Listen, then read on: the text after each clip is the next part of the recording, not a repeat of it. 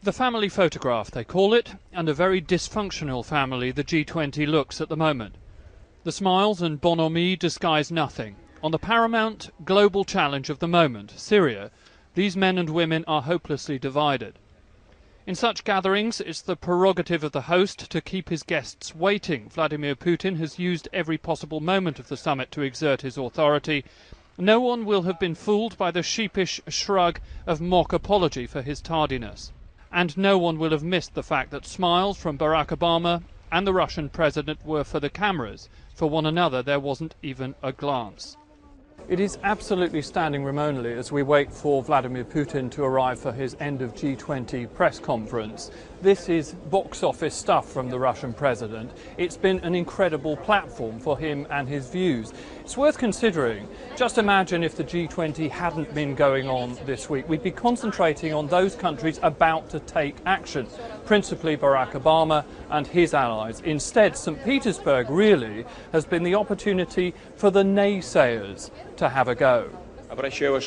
Russia, China, India, Indonesia, the largest Muslim country in the world, Argentina, Brazil, South Africa, Italy, all spoke against military action.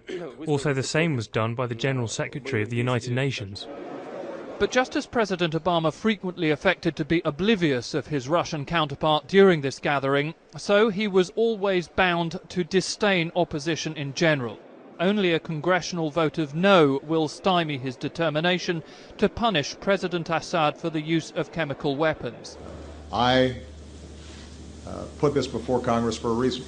I think we will be more effective and stronger if, in fact, Congress authorizes this action. David Cameron had hoped to be at the American president's shoulder in deed as well as word over Syria. It didn't work out that way. But he wanted to take on the argument that only action sanctioned by the Security Council can be lawful. If we accept that the only way a response can be made to a country that, let's say, it was massacring half or more than half its people, if we're saying there can only be a response if the UN Security Council votes positively, we are in fact contracting out our foreign policy, our morality, to the potential of a Russian veto. Just moments before taking the stage, the PM had tweeted a florid response to reported remarks from the Russian side, calling the UK a small island no one pays attention to. The Prime Minister was more than happy to expand.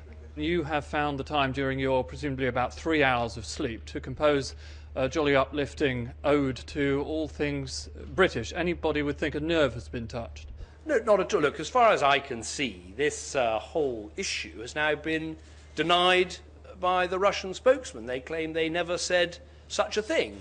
All I said to the British press earlier is something I believe very deeply, which is, yes, we are a small island.